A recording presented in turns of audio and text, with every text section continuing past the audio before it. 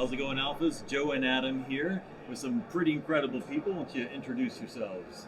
Nate Boyer, co-founder of Emerging Vets and Players. In the military for about 10 years in the Army, and played football for a little while. So just happy to be here at Army Navy, sitting next to my man Mario. Is Army like Dirt Navy? Excuse me? Isn't the Army like Dirt Navy? It's like the Navy, but it's on. I have never heard that. I just made Dirt it up. Navy. Yeah, I'm sure somebody said That it might be before the me. Marine Corps. Marine Corps. Oh yeah, that's the The Marine Semper Corps. Fi, brother. I was a corpsman with 2 1. So Yeah. appreciate you. But gentlemen, it's incredible to have you here. So let's get this thing going. So tell me a little bit about your service and what brought you here today. Yeah, I mean, look, I was fortunate to spend my time in the Special Forces and serve in an elite unit with some incredible people, incredible leaders, incredible warriors, and then to have the opportunity to sort of chase my American dream of playing football after that was really special. And I stayed in the guard while I was playing because it was hard for me to let go of that camouflage, and that attention, connection to service, and being a part of that. And then, I played University of Texas for 4 years and briefly with the Seattle Seahawks. And I remember coming to my first Army Navy game in Philly a year after I got done playing. And never been in a football environment like that. Wow. The energy in the stadium and that emotion. It's heavy. It's very special. Yeah. So very happy to be back here and representing the American Legion and being a part of that team as well. And the important work that Marr and the Legion is doing. It's really impactful. That's what I'm afraid of this energy being so addictive that I'm gonna want to have to come. I'm at the Is this your first focus. one? It's First my one for both of us. Both of us. Yeah. Yes. Okay. So Mario, tell us a little bit about your service. Yeah, Marine veteran, served 31 years and some change in the Marine Corps. Really bonded with Nate today through a myriad of interviews. We've discovered that we've chewed the same ground, same dirt. I had the opportunity to serve with a lot of ODAs in Yemen, Lebanon, places like that. Really fantastic that we've bonded in that way. For me, being here, the game is just what it means to be an American. It's an opportunity for the American Legion to say, service members, we got your back. Like, American Legion's back. Yeah. We're here. We're going to have a presence. We're reconnecting and showing the military and the military community and the life cycle of a civilian to military back to veteran status. We're in the game. And so we're back, and that's what I think Nate and I have really bonded, and we're committed to a lot of the work that we're doing together. Well, I love that. Swag is what I love. I just got a We're vest. legioned out. Yeah. We had to travel in yesterday, so we had our post meeting at home. I'm the chaplain of my post in Dothan, Alabama, near Fort Rucker, where I went to flight school. And so they told the guys that I was coming up here to the game, and one of the guys reached out to me and was like, "Hey, Adam, you're going to the Army Navy game. It's been my dream to go to the Army Navy game." Oh, So it is. It's so meaningful, and I know a lot of folks are having watch parties and things like that. And Nate, you got to be in the American Legion PSA that came out recently, and so I saw that. It was awesome. Great job with that. What was that like shooting it? Did you have fun? Tell us a little bit about it was it. awesome. First of all, my first time going to an American Legion was post 43 in Hollywood. And I moved out there to finish my master's degree and wanted to get into filmmaking.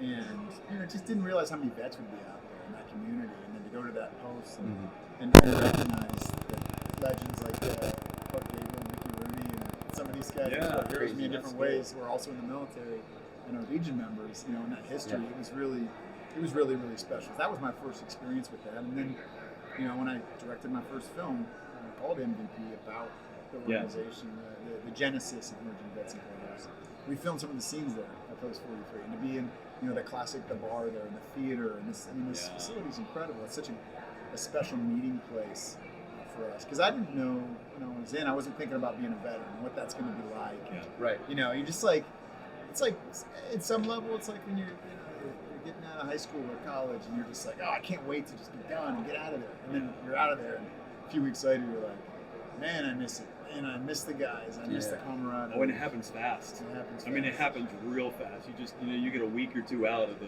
military or even playing football in high school. I missed it. No matter how bitter you are at the end of it, you miss it. You miss it, and you need a way to reconnect, and to have a place in the community with people that understand you, the people that have experienced similar things. You don't need to only be around those people, of course, but it can be lonely out there when you feel like nobody gets, you. And I would imagine for someone like you, people will look and think and assume all these things about you because of an injury. And it's like it's not fair because you're so much more than that. Like, we're human beings. We've got a lot to offer, a lot to give, and sometimes we need others who get it to kind of help us through that transition. I want to say one thing about MVP that I've heard from players that I've talked to who've been on the player side of MVP, that it feels so odd to be looked up to by people that you look up to. Yeah. And I think that's one of the cool things that a lot of people may not realize about merging vets and players, is that you've got people that both look up to each other for different reasons, who come together for common ground, and it's such an opportunity for growth. So maybe you could talk a little bit about Merging Vets and Players, the organization which you founded with Jay Glazer, which we actually met him in New Orleans when he got a public service award, and then you turned it into a film to do good. And look, the Legion has Be the One, right? USAA has Face the Fight. VA is having some research around alternative therapies. So can you just talk a little bit about that, and what does the future of mental health and holistic healing for our community look like? I mean, that's a big You question. don't have to. You have 30 seconds. You have 30 seconds. Go. No, just the highlights. No, but it's true. You know but what I mean? Just on the vet and athlete side, and I spent time in both of those locker rooms. Right. And I can tell you that, of course, the battlefield and ball field are different places. You would never compare war and sports. Anybody with a head on their shoulders understands those are very different things. But there's a lot of synchronicity and commonality between the two. The attachment and identity with that uniform, having to sacrifice quite a bit to be elite. The camaraderie, the structure, the mission, the team, and the career ending pretty young. I mean, usually as an athlete, if you make it into your 30s playing professional sports, it's very rare. And a lot of veterans, I know you can serve a lot longer, like this gentleman. Yeah.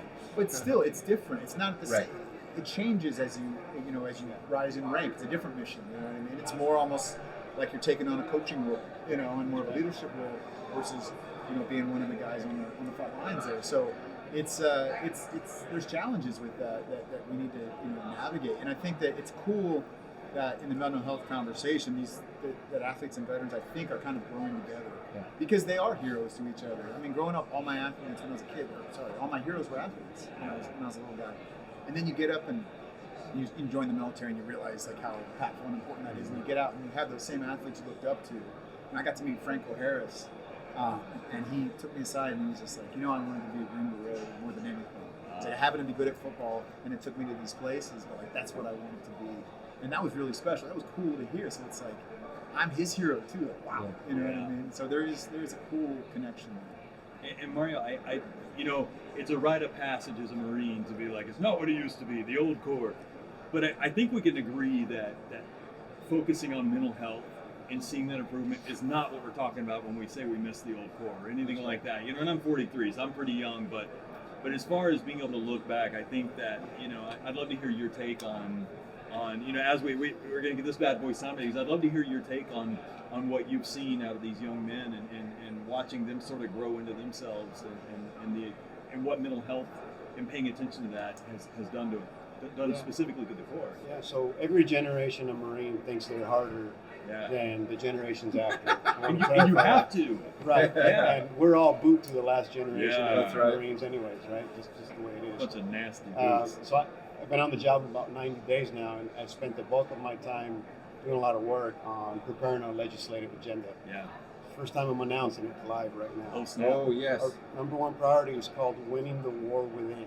Nice. Yes. Winning the war within. Okay. It's about mental health resiliency. It's about breaking the broken veteran narrative and reaching resiliency as a veteran community.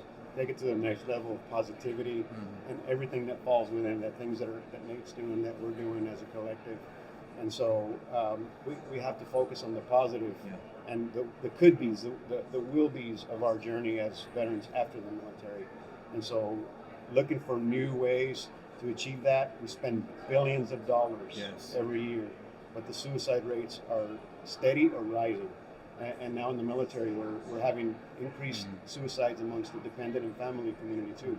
Military is not getting any better, so we got to try new things. We got to try to find positive ways to achieve this in a way. And I really like what Nate's doing. I never thought about it. We talked about the football game, and we have heroes that are giving up football careers, professions, to become a silent and humble hero, a leader in the military, because that's what they are. That's what they become. Yeah. And then they go to the front lines of what's going on in the world right now. Syria, we got Houthi missiles going after our Navy vessels, and everything else that's going on in the world. This problem is never going to stop, but how do we build a future military force and veteran community that can always get past this in a positive way? Well, thank you for coming and sharing that for the first time here on the Tango Alpha Lima podcast. Thank you. When Henry, our communications director, asked if I wanted to come co-host this after getting out and flying Apaches, I've been working in veteran mental health and advocacy for some of these breakthrough therapies for the last 10 years. The reason I came to the Legion was because of their willingness to be bold and innovative, to look to the future and say, you know what, the status quo and what we've been doing isn't working. So how can we bring some of these nonprofit organizations, how can we bring this conversation inside the Legion? And so I think your legislative agenda is so important. Nate, the unconventional warfare and warfighter that you are, to have an unconventional career, to merge the communities that you exist in through your lived experience and being able to help take this out and elevate the conversation. Thank you for how you show up and continue to lead. Continuing to serve. Appreciate what you guys are doing and how you continue to fight and find ways to serve and just be great people in the community and represent camouflage well. Well, I normally we goof around a little bit about the game, but we hit such a heavy topic that I kind of think that it's a good idea that we stop right there. And I want to tell you, as somebody who has a lot of love for my Marines, I want to tell you, if there's anything that I specifically can do to help you get this done, you let me know. You let me know, man. Thanks, Doc. Thanks, guys. Well, let's maybe close it out on a light note with how many touchdowns Army is going to be favored by. I was trying to avoid this because I'm getting emotional. None. No. It's It's going to be a tie. It's a 7-point spread, but it should probably be about a 7-touchdown spread. Good Lord! We'll try to take it easy on the Army. This guy is so disrespectful. No. This game is always a fight. It's You know, going to be a actually, good one. to be fair, the first time I remember watching the Army-Navy game, I think Navy beat us 38-0.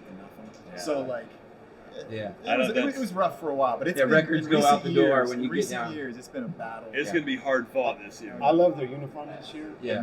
If you look at the historical context and why they designed them the way they did, massive. It's so impactful, so meaningful. So cool. Both sides. You got to be able to love either uniform, and that's what makes this game what it is. It's America's game. It's America coming together to support the military and everything that it stands for. Nate, any last guidance for the or words for the cadets of encouragement out there in the trenches? They don't need anything from me. Okay. Just listen to Coach Monken, trust yourself, That's trust it. your Yeah. instincts, Yeah. fight for the man on your left and right.